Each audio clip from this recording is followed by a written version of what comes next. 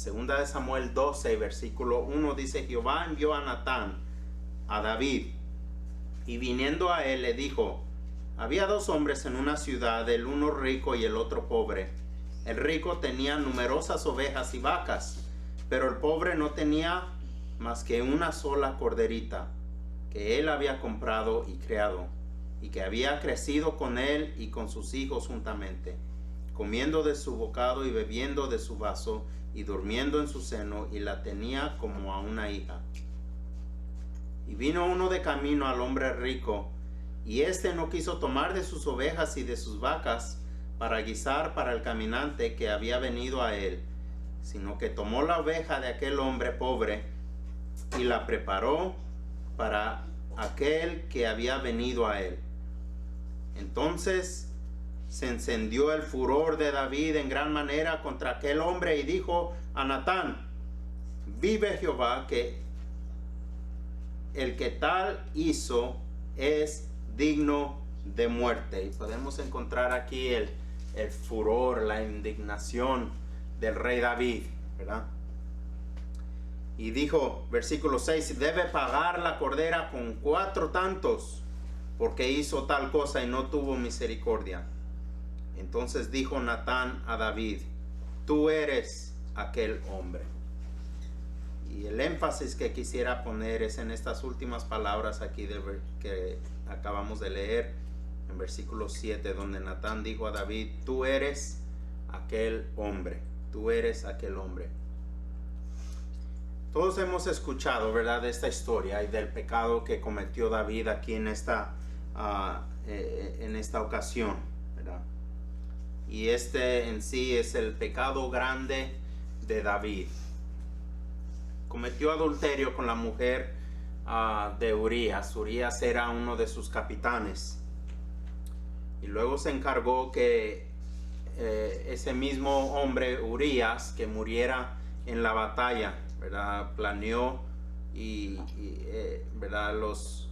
El ejército de David había rodeado una de las ciudades, sitiado una de las ciudades de los amonitas, y buscaron la parte más vulnerable, donde eran los más fuertes de esa ciudad, la gente más fuerte de esa ciudad, y David les dijo que atacaran por ahí y que retrocedieran y que lo dejaran a Urías con su parte del ejército allí a pelear, ¿verdad? Porque sabía que esa era la manera de eliminar a Urías. Y déjenme decirles, Urías es una de mis personajes favoritos de toda la Biblia. Me gusta porque, por el lado militar de la historia, ¿verdad? Yo siempre me gusta cuando oigo historias militares, ¿verdad?, pongo más atención, ¿verdad? Urías es uno de esos hombres que me llaman la atención.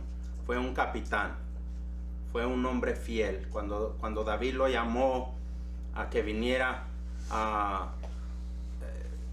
le está pidiendo asuntos de la batalla, ¿verdad? Y esto es algo que cualquier persona pudiera haber hecho, ¿verdad? Tienen mensajeros para hacer esas cosas, ¿verdad? Traen a un muchacho que corre recio y que tiene mucho aguante, ¿verdad?, ligerito, y le dan el mensaje y lo mandan a volar, ¿verdad?, que vaya a llevar el mensaje. Y era algo que cualquiera pudiera haber hecho, pero David lo manda a llamar. Y casi estoy seguro que Urías, siendo un capitán del ejército, sabía más o menos que algo no estaba bien, porque lo mandaron llamar para traerle noticias de la batalla, ¿verdad? Luego viene Urías y David prepara una cena para él, lo trata de emborrachar y luego lo manda para su casa. Y David estaba pensando que Urías iba a volver a su casa, pero nos dice la Biblia que Urías no se fue para su casa. David estaba contando que Urías iba a ir a dormir con su mujer y la iba a embarazar, porque ella estaba embarazada, y así se iba a esconder el asunto y ya todo pasó y todo está bien, ¿verdad? Pero Urías, nos dice la Biblia, no se fue para su casa. No podía, dijo no podía irse a su casa sabiendo que sus hombres estaban allá en el campo, allá afuera en la batalla, ¿verdad? Y esas son señas de un buen líder, de un buen capitán, ¿verdad? De un hombre fiel. Y básicamente, para no alargar la historia, David vuelve a intentar que se vuelva a quedar y que se vaya para su casa, pero no se fue para su casa y se quedó en el palacio. Entonces, básicamente, David le da a Urías y Urías lleva a Joab su propia sentencia de muerte. Imagínese eso, ¿verdad? Que cuando Urías estaba en la batalla,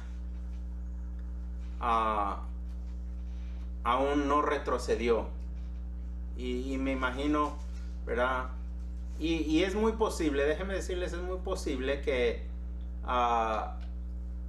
porque Urías durmió con los siervos de David, ¿verdad? Y déjenme decirles, el chisme corre, ¿verdad? Y especialmente entre los más bajos rangos, ¿verdad? En los Marines hay algo que le llaman el Lance Corporal Underground, ¿verdad? Todos los de los rangos bajos, ¿verdad? Los que hacen todo el trabajo, esos son los que le llaman las tropas, ¿verdad? Las tropas son los que hacen todo el trabajo, ¿verdad? Y son los primeros que mandan a la batalla, ¿verdad? Los más inexpertos, pero son los que hacen todo el trabajo, ¿verdad? Y casi siempre, ¿verdad? Esos son los que saben lo que está pasando.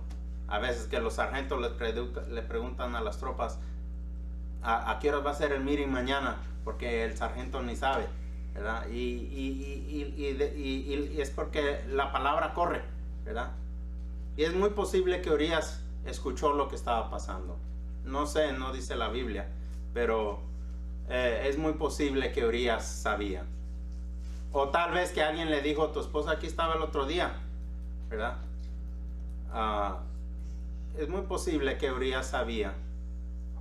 Sin embargo, el hombre llevó su propia sentencia de muerte, la llevó a Joab, y estando en la batalla, el mismo ejército retrocedió y ahí lo dejaron, ¿verdad?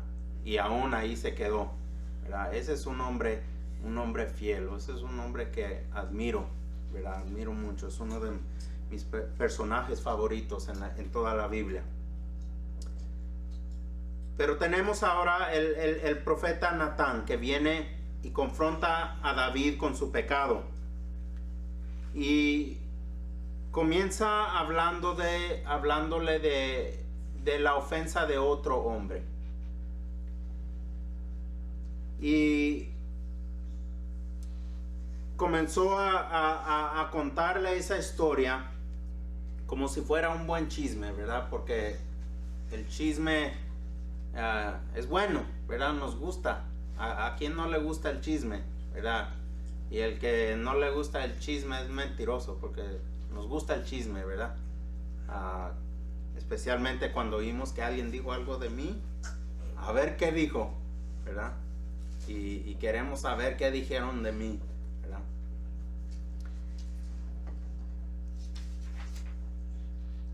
Pero David,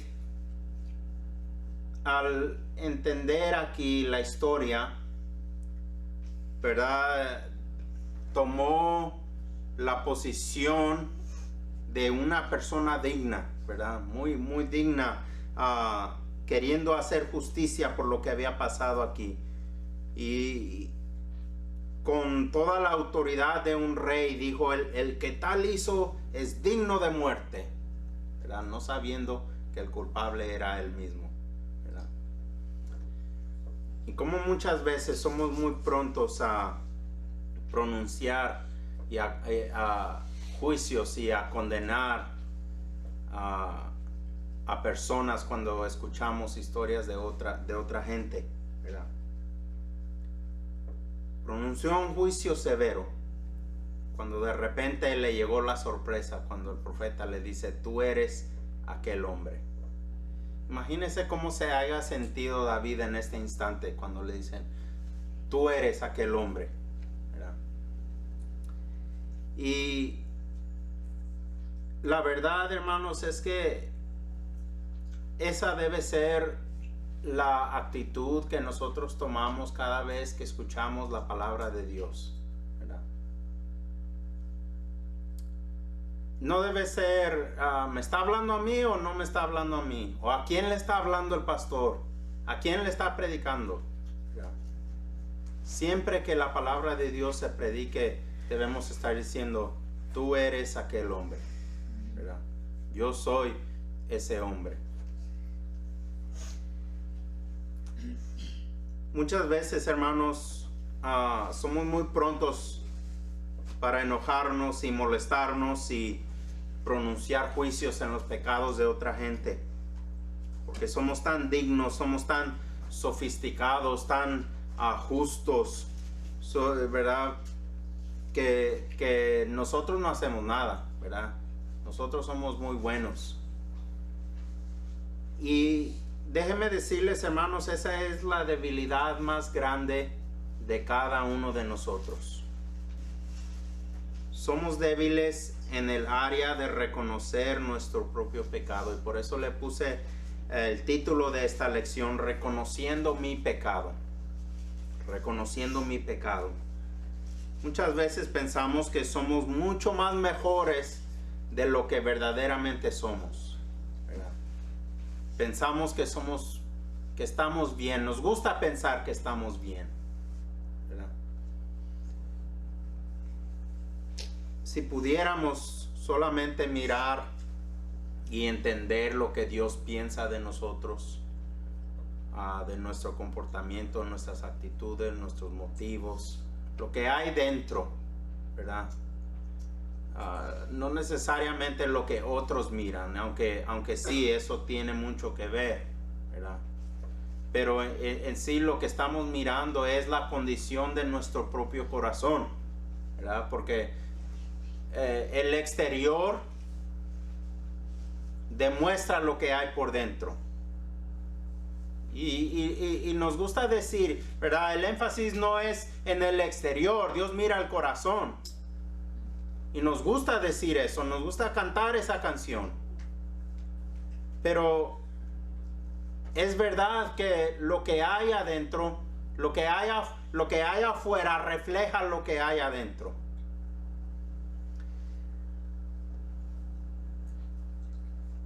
Pero nuestra debilidad más grande es que nos gusta mirar el pecado de otra gente sin reconocer cuál es nuestro propio pecado. Y muchas veces tomamos actitudes como cuando miramos a un hermano caer y decimos algo como: yo jamás sería capaz de hacer algo así, ¿verdad? Yo no, ¿verdad? Pues él lo hizo porque pues él, pero yo no. Y déjenme decirles, hermanos, ese es un lugar muy peligroso para un cristiano. El pensar que nunca es capaz de caer. Y en caso que se les olvidó, estamos hablando del hombre conforme al corazón de Dios. La Biblia no dice eso de ninguna otra persona, solamente de David. Y el hombre conforme al corazón de Dios hizo estas cosas. David es considerado como uno de los hombres más fuertes, más sabios. Es un hombre de un buen corazón. Es un hombre que diríamos el día de hoy es un hombre espiritual. Un hombre que camina con Dios. Él es un hombre responsable. Es un grande guerrero. Es un amigo de Dios. Pero David tenía una debilidad muy grande. No podía reconocer su propio pecado hasta que era demasiado tarde. Ya lo hemos visto una vez. En vez de consultar a Jehová, ¿verdad? Se fue con sus hombres. Y en vez de influenciar a sus hombres para el bien, dejó que ellos lo influenciaran para el mal, ¿verdad? Y no se dio cuenta, ¿verdad? Y esa decisión le costó 7 años de su vida. Pero ahora esta decisión aquí, por la misma pronunciación, el mismo juicio que él hizo, ¿verdad? Que debe pagar la cordera con 4 tantos. Y en sí, ese fue el juicio que David tuvo que pagar. Tuvo que pagar con la vida de 4 de sus hijos por este pecado, ¿verdad? Y fueron grandes las consecuencias. Pero fue confrontado David con su pecado. Y esa era la grande debilidad de David aquí. No podía reconocer que él era el culpable, ¿verdad? Y muy pronto dice, pues que muera ese malvado, cuando el malvado era él, ¿verdad? Una de las cosas que inmediatamente notamos es cuando miramos nuestro pecado en otra gente, ¿verdad? Inmediatamente lo notamos. Nosotros como padres, ¿verdad? Bueno, por lo menos yo, no sé ustedes, ¿verdad? Yo cuando miro en mis hijos una de mis propias fallas y lo miro en ellos, me da un coraje, ¿verdad? Porque lo estoy viendo en mis hijos y yo sé que la culpa la tengo yo, ¿verdad? Y me da un coraje, ¿verdad? Y soy pronto en corregirlo en ellos cuando yo sé que es mi debilidad, ¿verdad? Y así somos, ¿verdad? Es en nuestra naturaleza ser de esa manera, ¿verdad? Y somos muy pronto en caerle encima a otra gente. Pero nuestra debilidad más grande es nuestra falta de reconocer nuestro propio pecado. Especialmente cuando lo vemos en otros, luego lo identificamos, ¿verdad? El orgullo y la soberbia de otros nos ofende, pero la nuestra nos engaña, ¿verdad? Y decimos, wow, esa persona es bien orgullosa, bien soberbia, ¿verdad? Pero mi propio orgullo y mi propia soberbia me engaña, ¿verdad? Cuando miramos, ¿verdad? O escuchamos el chisme de otra persona, ¿verdad? Nos gusta y nos entretiene, ¿verdad? Dijo alguien, a mí no me gusta el chisme, pero me entretiene, ¿verdad? Pero cuando oímos que estamos hablando de nosotros, ¿verdad? Entonces sí nos duele, ¿verdad? Pero con que se trate de otros está bien, ¿verdad? Y hasta, a ver, cuéntame, ¿verdad? Hermano, tengo un testimonio que contarle, ¿verdad? No va a creer lo que escuché, ¿verdad? A ver, y ahí estamos, ¿verdad? Y nos gusta. El egoísmo de otros no nos cae gordo, ¿verdad?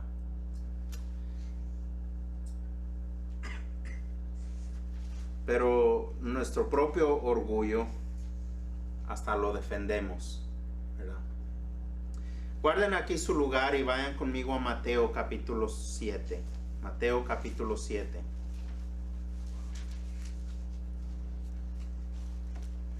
Mateo capítulo 7.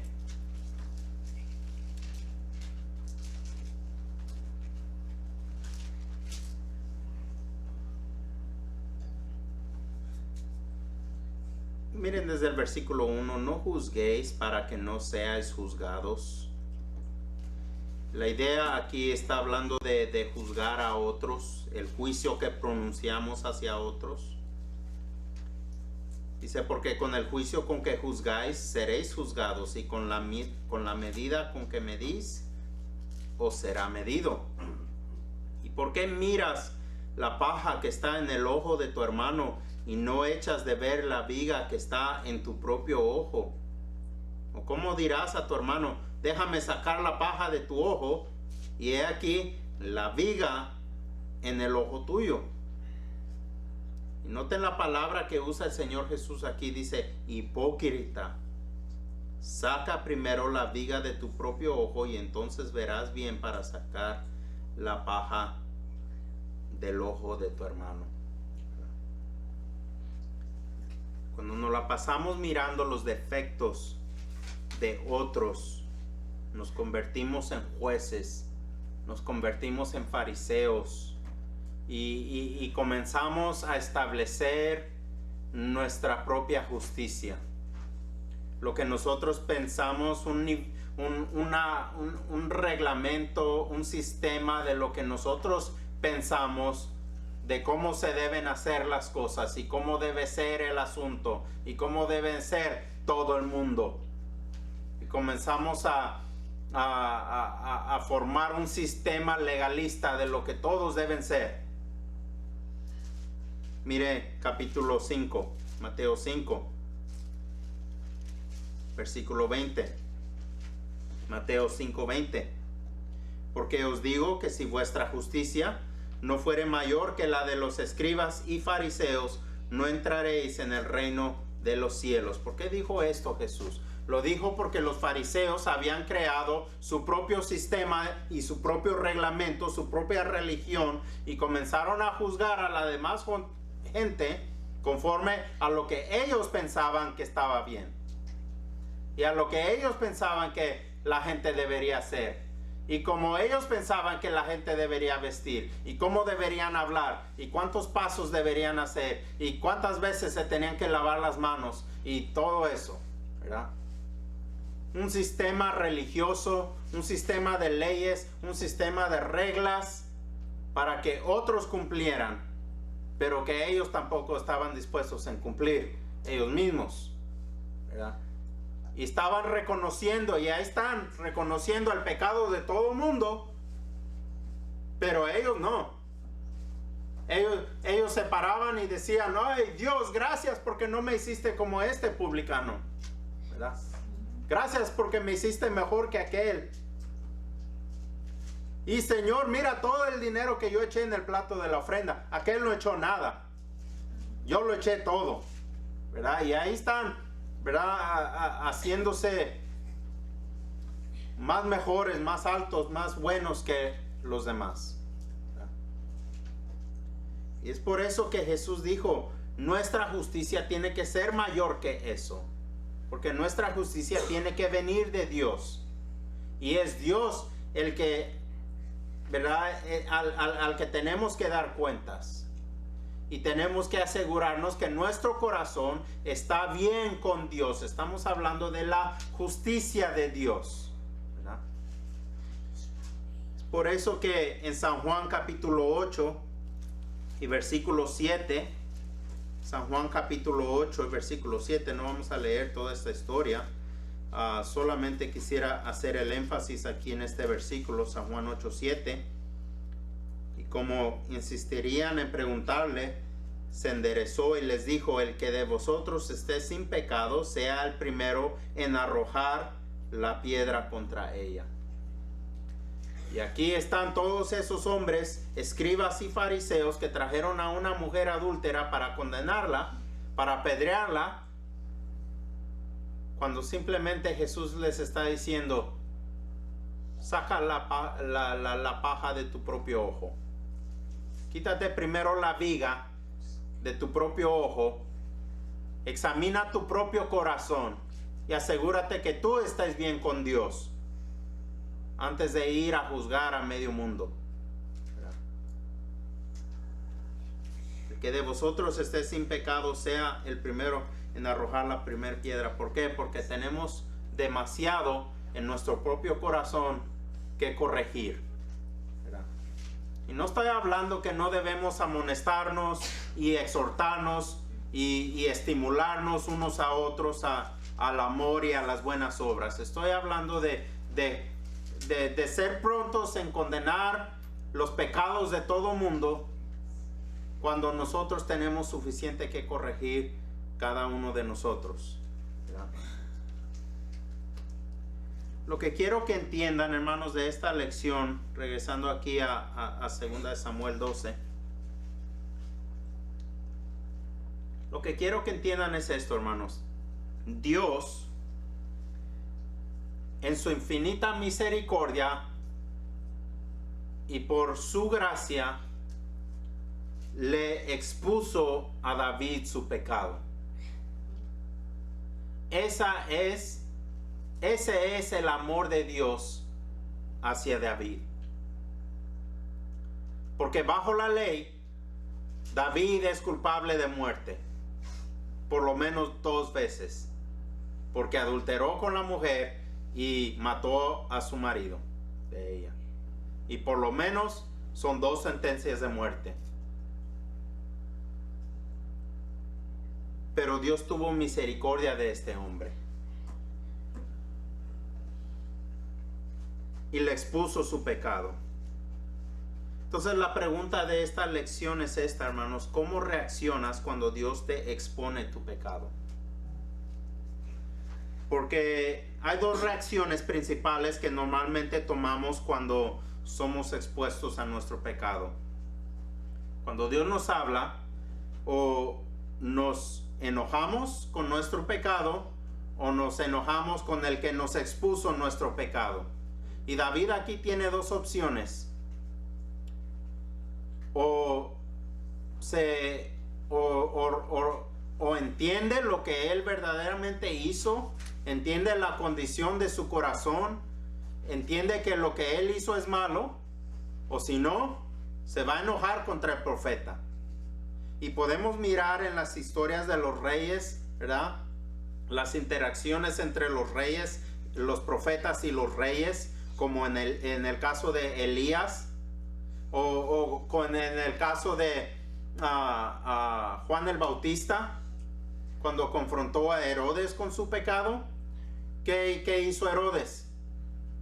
Se enojó, lo echó a la cárcel y luego le mochó la cabeza, ¿verdad? Y eso nosotros hacemos lo mismo. Cuando Dios nos expone nuestro pecado, nos enojamos con el pastor, nos enojamos con nuestros padres, nos enojamos con nuestros parientes, con el hermano en Cristo que nos expone nuestro pecado. Y en vez de enojarnos con nuestro propio pecado, nos enojamos con el mensajero que Dios envía para exponernos nuestro pecado. Nos enojamos con el hermano que nos está ayudando a reconocer que andamos mal, ¿verdad? Y déjenme decirles, hermanos, cada vez que Dios nos habla, tenemos que examinar nuestro corazón. Tenemos que mirar cuál es la condición de mi corazón. Porque ven, muchas veces alguien dice y nos expone nuestro pecado, y luego somos muy prontos para defendernos. Inmediatamente nos defendemos y comenzamos a atacar a la otra persona. No, pues es que esta persona es esto y es aquello, y él mira cómo anda y que esto y que el otro. Cuando lo primero que debemos hacer es fijarnos a ver si es cierto lo que dicen. Yo entiendo, yo sé, no todo el tiempo lo que dice la gente es la verdad. Pero lo primero que debemos hacer es asegurarnos que no sea la verdad. Porque si es la verdad, entonces a lo mejor Dios fue el que los mandó para amonestarnos y para ayudarnos a entender nuestro pecado. Porque más veces que no, esa es la verdad, nos enojamos con el mensajero de la amonestación de parte de Dios. Pero si Dios nos manda un mensajero para exponernos nuestro pecado, lo primero que tenemos que entender es que Dios nos ama. Que Dios nos ama suficiente como para seguir diciéndonos: esto está mal, eso está mal, hiciste esto, hiciste aquello, ¿verdad?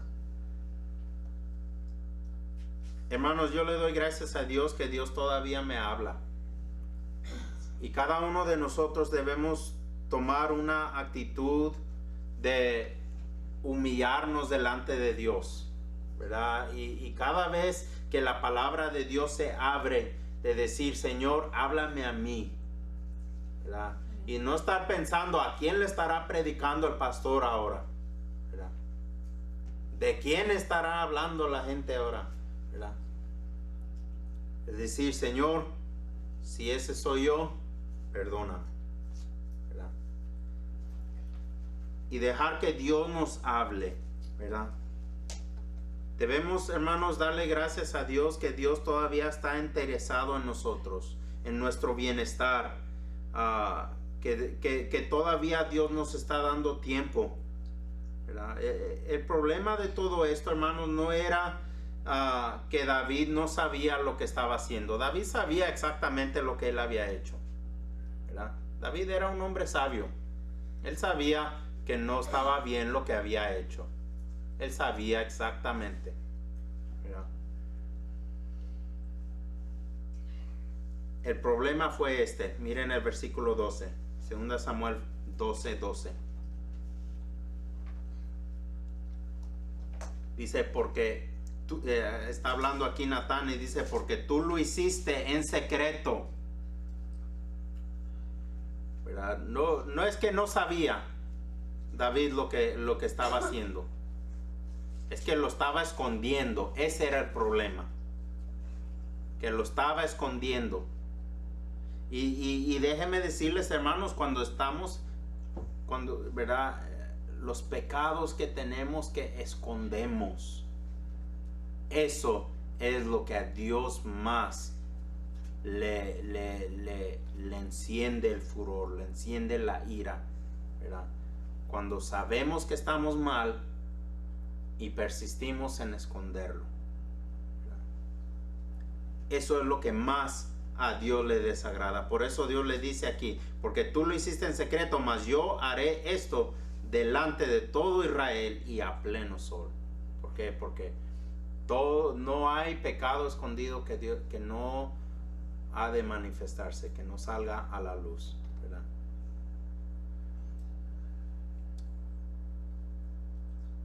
Cuando Dios te manda a decir, tú eres aquel hombre, ¿verdad? Reconócelo, acéptalo y arrepiéntete. Dice versículo 13, noten aquí la reacción de David. Entonces dijo David a Natán, pequé contra Jehová. Y Natán dijo a David, también Jehová ha remitido tu pecado, no morirás. Imagínese escuchar esas palabras después que tú sabes que merecías la muerte, ¿verdad? Por eso dice la Biblia en Proverbios 28:13, el que encubre sus pecados no prosperará, mas el que los confiesa y se aparta alcanzará misericordia. Hermanos, siempre debe quedar en claro, ¿verdad? Dios tuvo misericordia de David. Dios le perdonó su pecado. Pero como miramos anteriormente en la vida de David, ¿verdad? Siempre hay consecuencias. Y siempre hay perdón. Pero no somos libres de las consecuencias del pecado. ¿Verdad? Siempre debe de eso quedar claro, ¿verdad? Y aún el mismo pensar, ¿verdad? David sabía lo que estaba haciendo, lo estaba escondiendo, pero cuando Dios lo confrontó con su pecado, lo reconoció, lo aceptó y pidió perdón, ¿verdad? Pidió perdón e inmediatamente Jehová le dijo, no morirás, ¿verdad? Las consecuencias de este pecado siguieron, ¿verdad? 4 hijos de David murieron por causa de este pecado, ¿verdad? Y sí, David recuperó su relación con Dios, se arrepintió de su pecado, pero tuvo que pagar por eso, ¿verdad? Y por poco uno de sus hijos le quita su trono, uno de sus hijos violó a su hija, el otro lo mató, ¿verdad? Absalón lo mató, Amnón. Luego se rebeló en contra de él, le quiso quitar el reino, luego murió en la batalla, ¿verdad? Y un desastre que se hizo, ¿verdad? Hubo consecuencias enormes, ¿verdad? Y David se arrepintió y todo eso, pero todavía hubieron consecuencias. Y déjenme decirles, hermanos, cuando pecamos delante de Dios, siempre hay perdón, pero siempre hay consecuencias, ¿verdad? Y tenemos que aprender, hermanos, cuando somos confrontados con nuestro pecado, a reconocerlo. Amén. Hay que reconocer cuando Dios nos está hablando y darle gracias a Dios que todavía nos habla, ¿verdad? Si Dios todavía nos habla es porque Dios todavía nos ama, porque Dios todavía quiere tener una relación con nosotros, quiere restaurar nuestra relación con Dios, quiere darnos su favor, ¿verdad? Y debemos darle gracias a Dios que todavía nos habla, ¿verdad? Y no persistir en nuestro pecado. Amén. Amén.